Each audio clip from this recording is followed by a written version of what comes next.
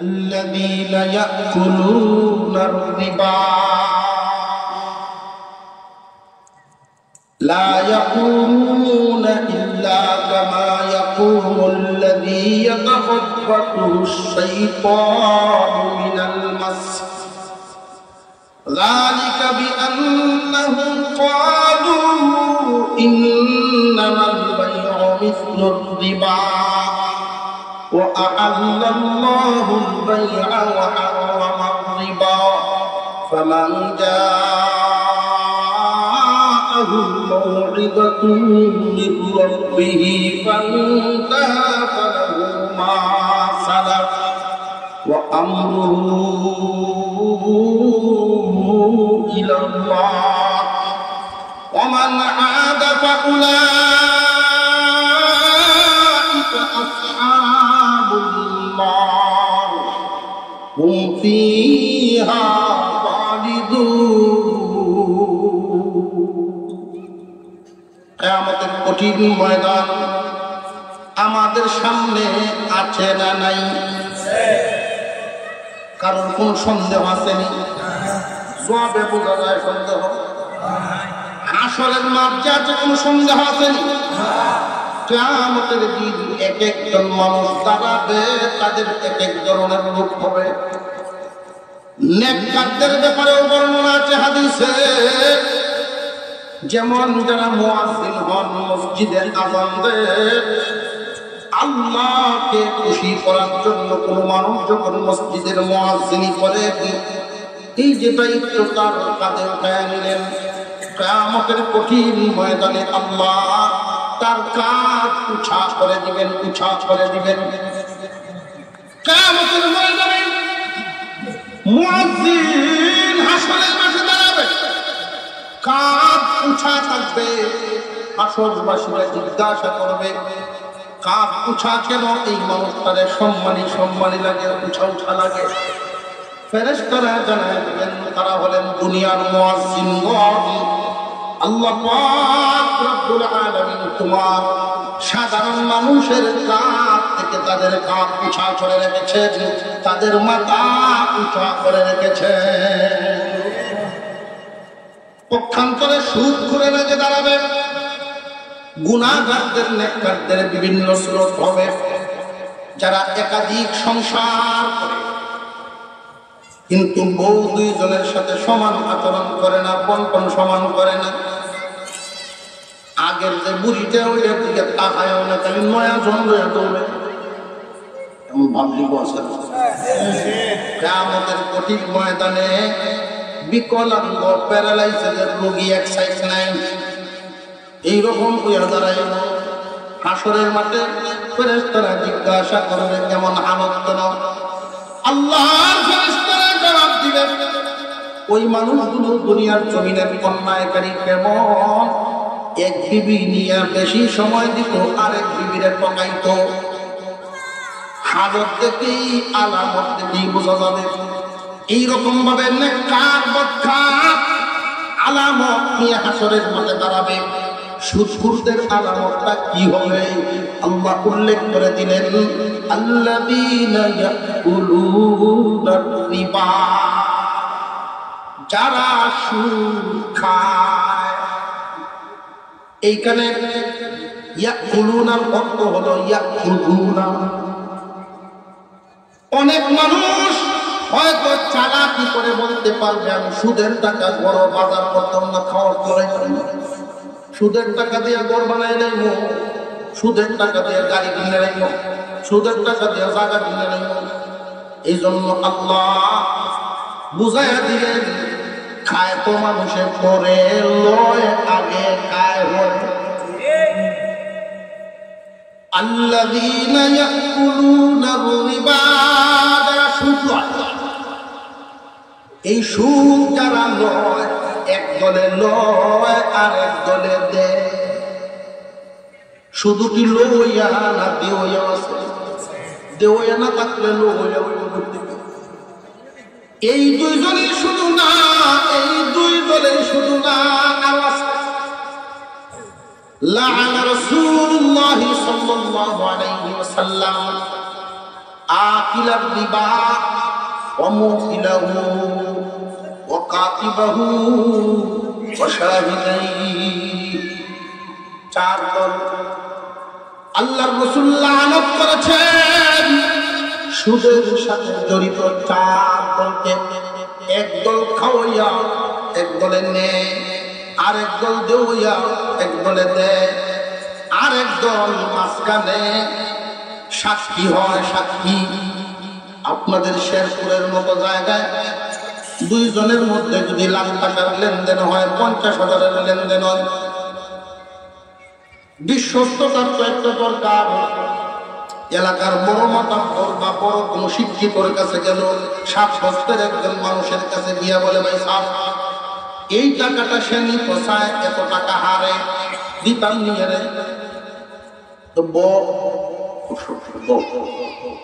তুই যে নিতে সময় মতো দিবেনি, দিব আমি করে দিতেছি, দেখিস পরে বলতে আমার মতো আইসস। এই যে মাতা করি করল যিনি, তোরা কিন্তু বলল তিনি। কথা বুঝে আসতেছে? মাতা করি করল, সাক্ষী হয়ে গেল আল্লাহ পাক রব্বুল আলামিন। ওই মানুষগুলোকেও ছাড় দেন নাই। তুমি সুদের ব্যাপারে সহযোগিতা করছো, সুদখোরদেরকে ওয়ার সাহায্যকারী হয়ে গেছো। যেই ব্যক্তি সুদ নিল তাকে দিল, এদের মধ্যে একজন শামিল হইল। আর আরেকজন হইল যে মনে টাকার লাগে দেখ হায়াত মত কম যায় না, আছে না হায়াত মত কম যায় না। দুজন জ্ঞানী গেলে লেখতাম কেমনে স্বাক্ষর করতে পারি না, লেখ হইয়া দেখি কেমনি পাই। অমুক ফারার দেখা যায়, অমুক দেখা যায় ডিগ্রি ফান্ডে ওবা বাতিজা বা শাসা তুমি আমরা লিখকে বেড়ার মনে মনে যায়। দুজনের যদি উহুগার একটু কাম করলাম, এই যে উহুগার করিয়া লিখতে দেওয়া তাই হেউ ধরা বলল। আরেকটা হলো সুদের কারবার অফিসিয়ালি ভাবে সমিতির আকারে। বহু গ্রামে কিছু সংখ্যক যুবক ভাইয়েরা মিলে একটা সংগঠন করে সমিতি করে, এই সমিতির মাধ্যমে তারা টাকা জমা করিয়া ওইখান থেকে সুদে কারবারি লাগায়। এমন খাওয়াইয়াও আছে না নাই? সাল জানিয়ে রাখবেন, যেই সমাজে সুদের হার বাড়িয়া যায়, আল্লাহ দেওয়া রিজিক কমিয়া যায়। আল্লাহ দেওয়া রিজিক কেমনে কমে? নিজের চোখে না দেখলে বুঝতাম না। আগে শুধু হাদিসে বুঝতাম, তাফসীরে বুঝতাম।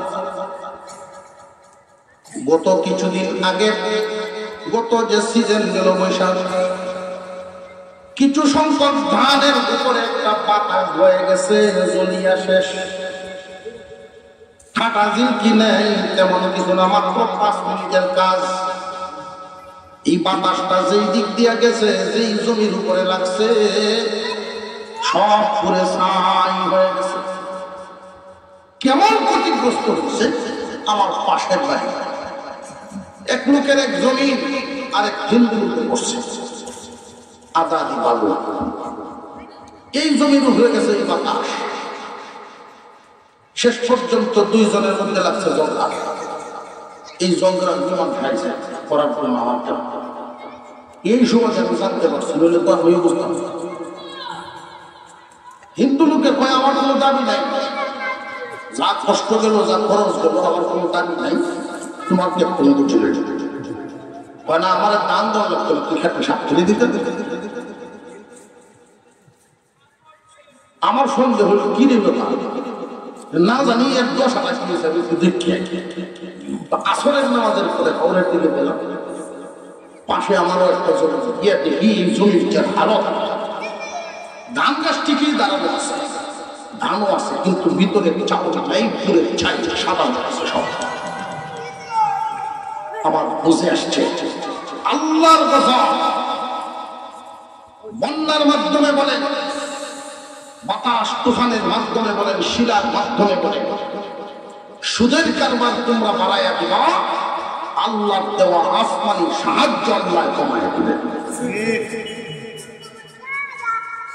কিয়ামতের কঠিন ময়দানে এই চার দল যারা সুদের কারবারি লেখালেখি করে সমিতিতে হিসাব নিকাশ কেশিয়ার সুদের কারবারি লেখালেখি করব যে সাক্ষী যে হইব যে সুদ লইব যে সুদ দিব যে এই চার দল কিয়ামতের দিন আল্লাহ পাক রব্বুল আলামিন বলেন লা ইয়াকুমুনা ইল্লা কামা ইয়াকুমুল্লাযী ইয়াতাখাব্বাতুহু শাইতানু মিনাল মাস।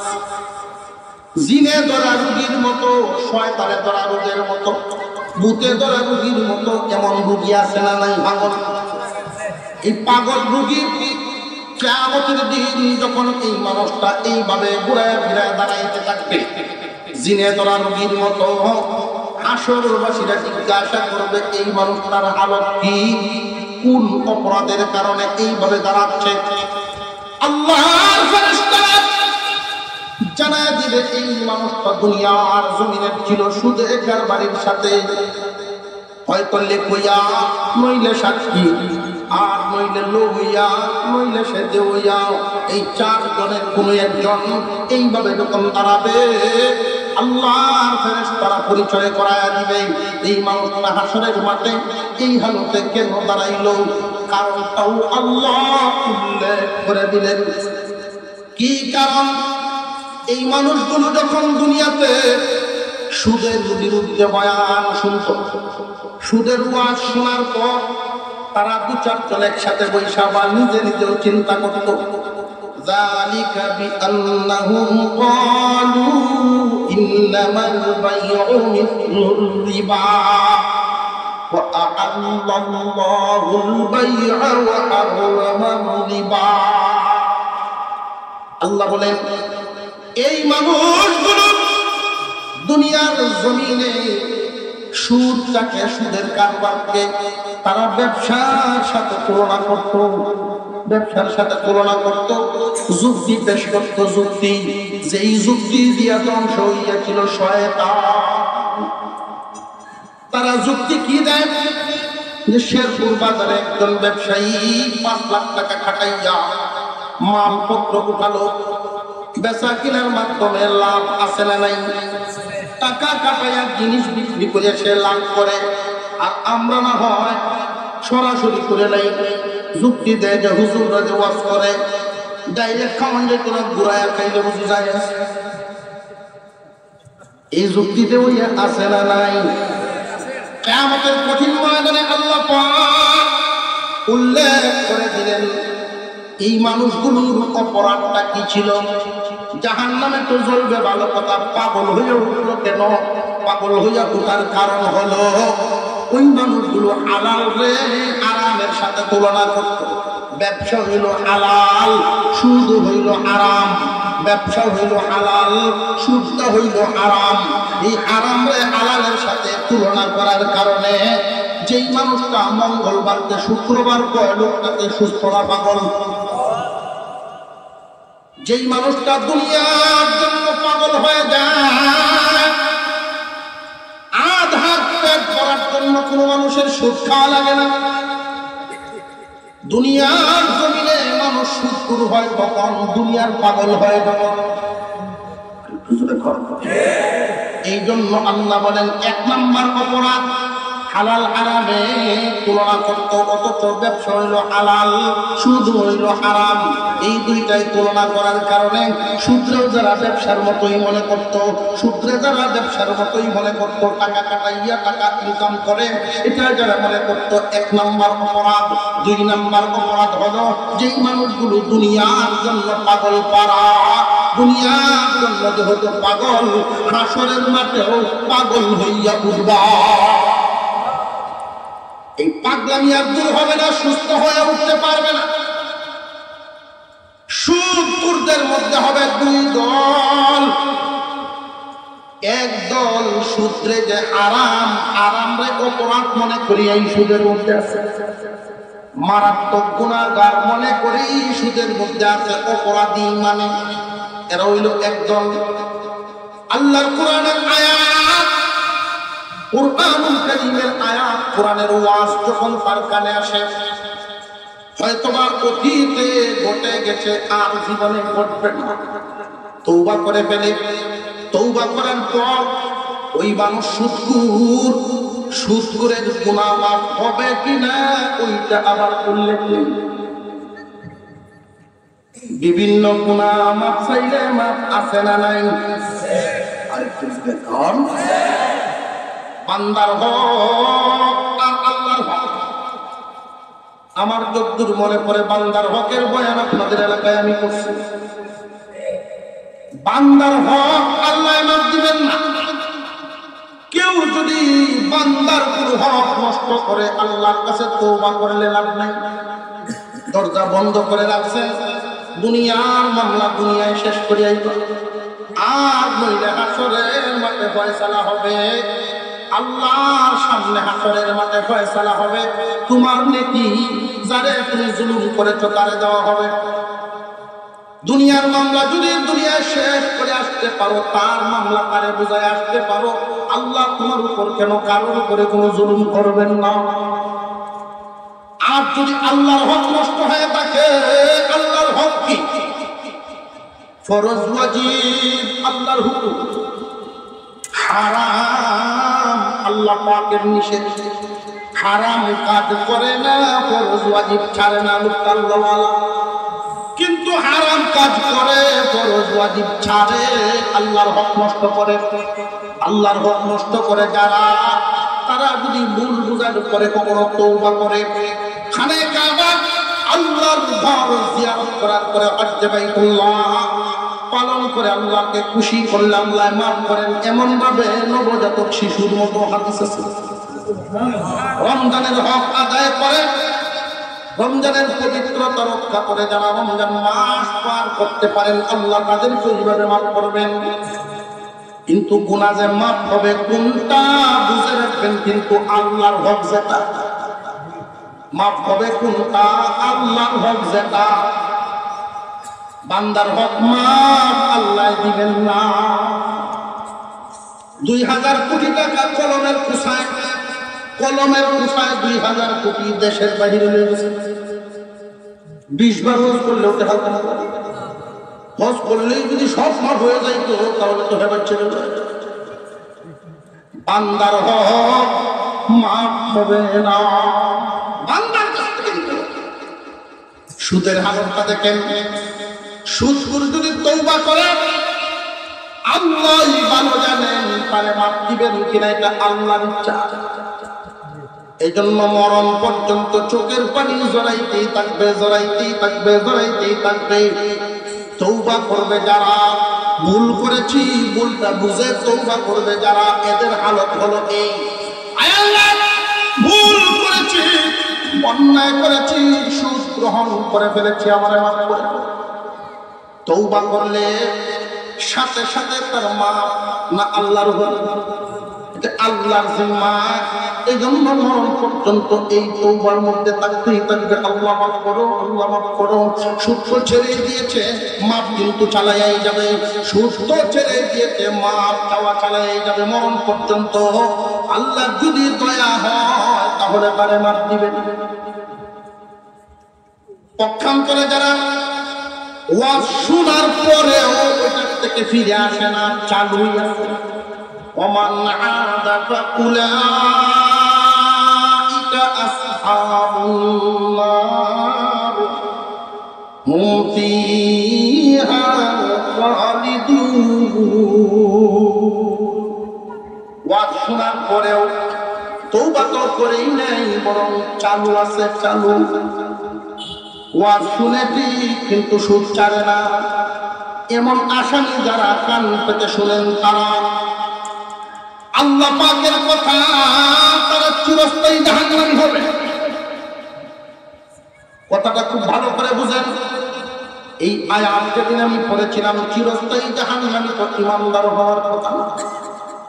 ইমানদারের যত গুনাহ হোক, ইমান লইয়া যদি মরবার পারে, ইমান লইয়া যদি মরবার পারে, সাজা ভোগার পরে কোন সময় মাপ হইব না, হইতো না। কিন্তু সুদখোরের ক্ষেত্রে ভিন্ন। সুদখোর যারা, কত বড় অপরাধী তারা, কত বড় মারাত্মক গুনাহ। তওবা করলে আল্লাহর উপরে জিম্মা। তওবা যারা করে না, সুদ যারা চালায় যায়, এদের হালত কি, এদের সাজাটা আল্লাহ বর্ণনা করেছেন ওই রকম কাফেরদের হবে যেই রকম। কাফেরদের বেলায় সাজা ঘোষণা চিরস্থায়ী জাহান্নামী, ওই সুদখোরের সাজাটাও চিরস্থায়ী জাহান্নামী। আমার আগে বুঝে আসে নাই, কিন্তু যেই দিন এক হাদিস সামনে পড়লো, আল্লাহর পয়গম্বর বলেন মানুষ যখন গুনাহ করে ঈমান তখন যায় সরে। মানুষ যখন গুনাহ করে ঈমান কি সাথে থাকে না তার থেকে দূরে সরে যায়? যেই মানুষটা সুদের আমলের মধ্যে আছে, 6 মাসের লাগি লাগাইছে 10,000, 1 বছরের লাগি দিছে 50,000, তো 1 মিনিটের গুনাহ না, এটা বছরের গুনাহ। বুঝাইছে? সুদের হালতের মধ্যে থাইকা যে মরলো, মারাত্মক গুনার মধ্যে থাইকা মরলো, ঈমান কি সাথে গেল না ঈমান হারা হইল? এই জন্য কাফেরদের যেই সাজা, সুদখোরের সেই সাজা, চিরদিন জাহান্নামে থাকবে, কোনদিন মুক্তি হবে না। সুদের আমল, সুদের কাজ যারা করে ঈমান লইয়া মরতে পারে না। বহু ঈমানদারের সন্তান মুসলমান কিয়ামতের কঠিন ময়দানে বাম হাতে আমলনামা নিয়ে কাফেরদের কাতারে যখন দাঁড়াবে, ঈমানদাররা ডাক দিবে আর বলবে, কি গো অমুক ভাই, তুমি না শেরপুরের অমুকের সন্তান, মুসলমানের উপর তুমিও না মুসলমান, আজকে বাম হাতে আমলনামা নিয়ে কাফেরদের কাতারে কেন দাঁড়াইল? ওই মানুষটা বলবে, আমি বড় কপাল পোড়া রে, আসার সময় ঈমান হারা হয়ে গেছে। এই জন্য কাফেরদের যেই দশা আমারও সেই দশা। বুঝে আসতেছে? যুবক ভাইয়েরা, শয়তানের দোকায় পরে এমন কোন কাজ যেন না করো, লম্বা সময় গুনার মধ্যে এমন অভ্যাস যেন না হয়। সাবধান। ইয়ারফোন কানে লাগাইয়া ঘুমায় যায় অনেক যুবক। ঘুমটা যদি ভাঙ্গে রে সকাল, না ভাঙলে করে ভাই পড়ো। গুনার মধ্যে থাইকা মরলা, ঈমান কিন্তু সাথে গেল। কিয়ামতের কঠিন ময়দানে ঈমানওয়ালা যারা ডান হাতে আমলনামা পাইবে, তারা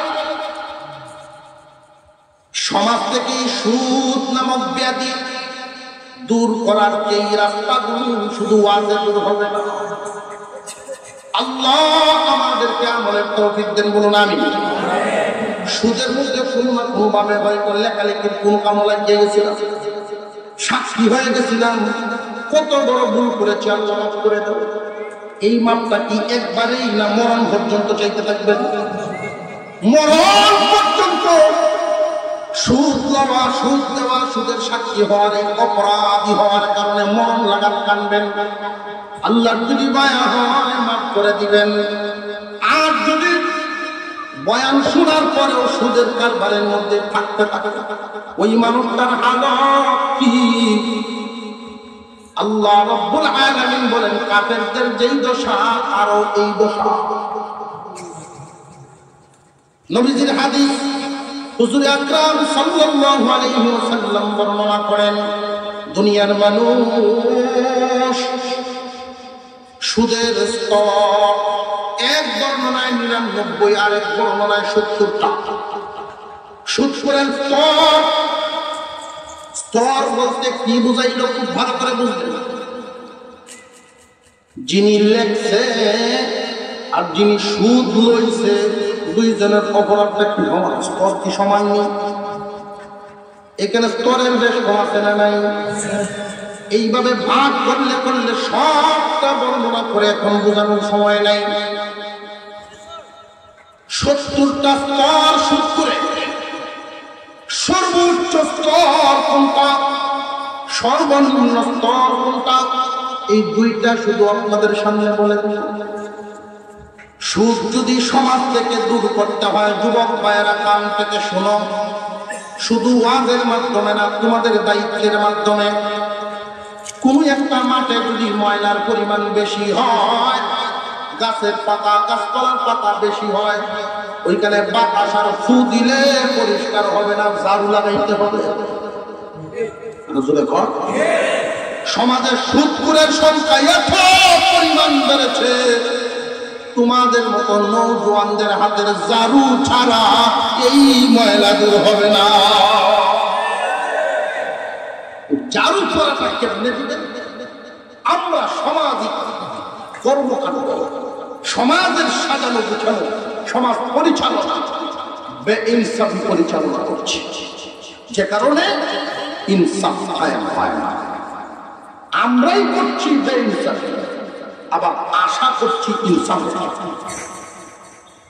মনে করেন কোন একজন মানুষ একটা আম গাছ লাগাইছে, বড় আবার ঘরে দুই সব বলে আমের তো একটা বাগানই আছে, আম গাছ কাঁঠাল গাছ লাগাইছে ভালো জাতের দিকে, আমার ভুল হয়ে গেছি। আচ্ছা তুমি চিন্তা করো না, যেই আল্লাহ আম দেন সেই আল্লাহ কাঁঠাল দেয়। আমি কইতেছি গেল তো এরকম ভোর রাতে নতুন কাপড় সাপড় কিনতে নতুন ডায়নামাস লইয়া হাজারি এক তসবিহ করছে। এই গাছটা ফলে ভোর দিয়া আল্লাহ তুমি তো কাটল দাও, তুমি আমি দেব, আমি না বলে দাঁড়াই আম গাছ, তুমি কাটল দেব।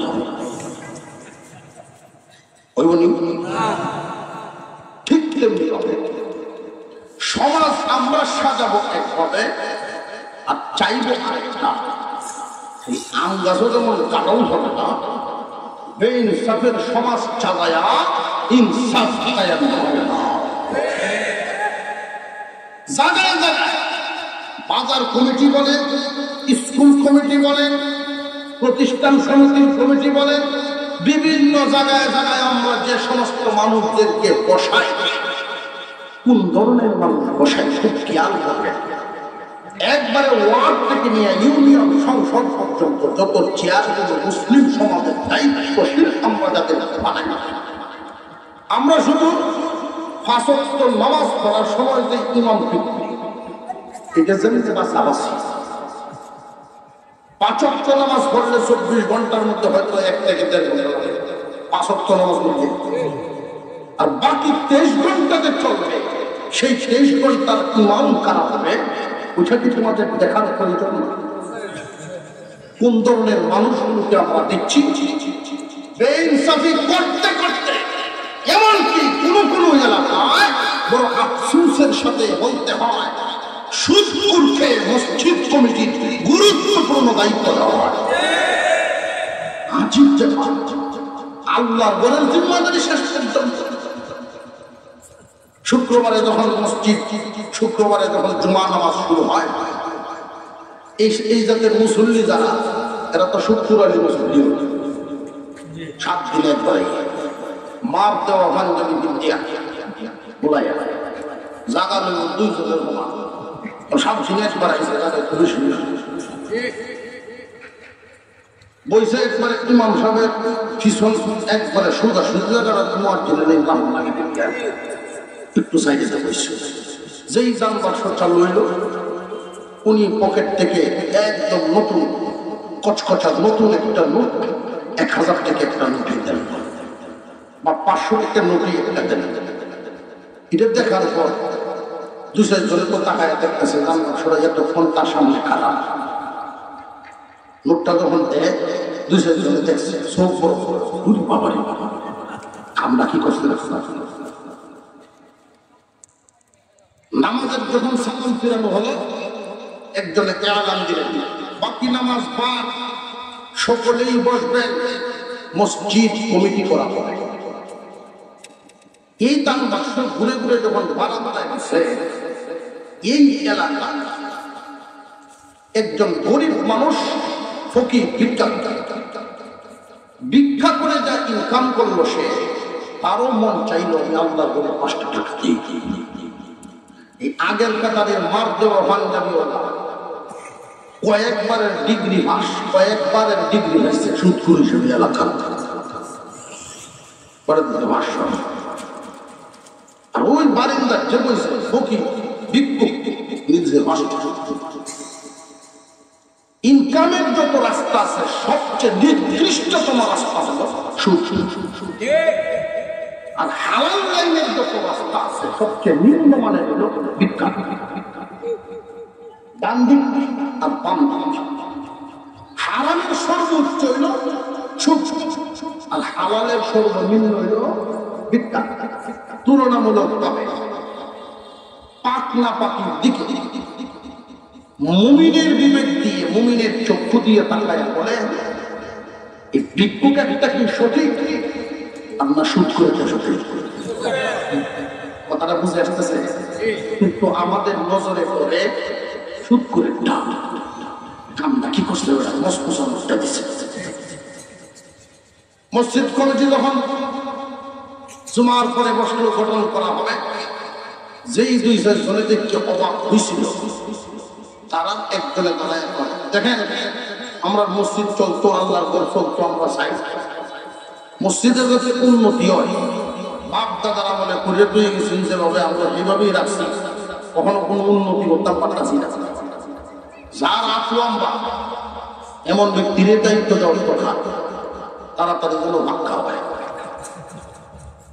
তাড়াতাড়ি ভাক্কা বানায় যেন দুশায় মাথা মাথা। মসজিদ সুন্দর কিন্তু মুসল্লি বেশ সুন্দর হয়।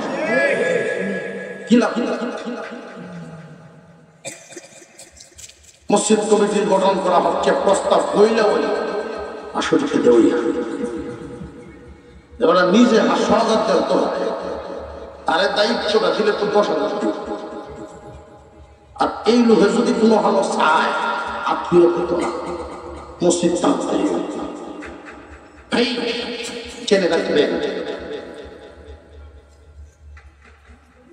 এমন এক সময় ছিল মসজিদের মুসল্লিদের ধুলাবালি কপালে লেগে থাকতো,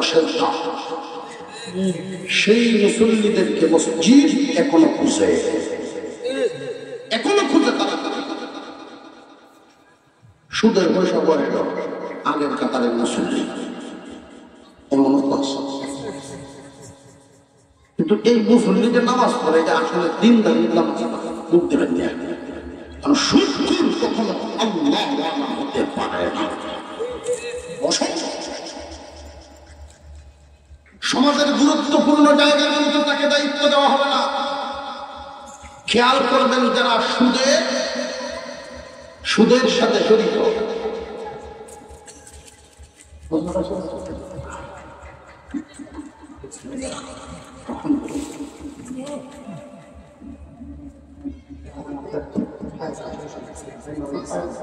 আপনাদেরকে অবগতির জন্য জানাচ্ছি যে আমাদের হযরত সকলের আকাঙ্ক্ষিত, সকলের প্রিয় ব্যক্তিত্ব হযরতুল আল্লাহ হযরত মাওলানা ইউসুফ বিন ইকবাল সাহেব হযরত হাজির হয়ে গেছেন। বলেন না আলহামদুলিল্লাহ। সামনে মেজাজটা করছেন, সকলেই বলি আলহামদুলিল্লাহ। হযরত যেহেতু উপস্থিত হয়ে গেছে, হযরতের অত সময় মূল্যায়ন করতে হবে। এই জন্য আজকের জন্য এশার নামাজের সময়টা 8টা 15 করেছে। আপনারা কোনো অসুবিধা নেই তো? আমি 5 মিনিটের মধ্যে যে বিষয়টা খোলাসা করতে যাচ্ছি, হযরতের কাছ থেকে একটু সময়টা চেয়ে নিলাম। আমরা সুদখোর যদি সমাজ থেকে বিতাড়িত করতে হয়, এই একদিন ওয়াজ হইতো না। যুব সমাজকে বলছি, কান পেতে শুনে রাখেন, ময়লা বেশি ঝাড়ু লাগবে। বুঝে আসতেছে? ময়লা বেশি ঝাড়ু লাগবে। আমি মুসলমান, সেও মুসলমান। দেখতে হবে সে যদি সুদখোর হয়ে থাকে, সর্বনিম্ন স্তর, সুদখোরের সর্বনিম্ন স্তর আপন মার সাথে জিনাকারী সমান। এবার বলেন, এমন কোন সভ্য সমাজ কি আছে নাকি আপন মায়ের সাথে এমন অপকর্মকারীকে সমাজে জায়গা দিবে? এমন কোন সভ্য সমাজ আমার মনে হয় না যে এই সমাজে তারে দূরের সমাজেই জায়গা দিবে। আমরা প্রত্যেক কোন বিবেকে কোন জায়গায় কোন কাগজের পাতায় এদেরকে নাম দেওয়া যাবে না। গুরুত্বপূর্ণ চেয়ার এদেরকে দেওয়া যাবে না। অমুক বয়ের চরিত্র ফুলের মতো পবিত্র বয়া দেওয়া চেয়ার। গাদা বিল্ডিং এর ছাগলে তুলছে, গাদার এনে তুলছে বিল্ডিং এর ছাগল। এখন তো গাদা নামতে চায় না, কারণ সবুজ সবুজ দৃশ্য দেখিয়া তার ভালো লাগে। মালিকের টানে মালিকের মাসে 2 লাখ টিপ, মালিক নিজে লাগবে ডাক্তার বাবা নাকে বলে কিছুক্ষণ করে দেখা যায় গাদা লাভ দিতে মালিক আবার গিয়ে উঠছে, আবার তখন গেছে পায়ে তো ব্যথা হয়েছে আঘাত করিয়া পা দিয়ে আবার জুড়ে লাগতে গেছে, এখন আর শির লাগছে না, মালিক ডাইরেক্ট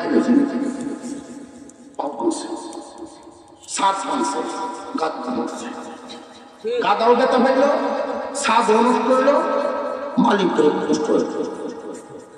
অযোগ্য রুক্ষে যোগ্যতার চেয়ারে দিবে, অযোগ্য সে নিজে নষ্ট করব, চেয়ারটাও নষ্ট করবো, যারা বসাইল তারাও নষ্ট করবো।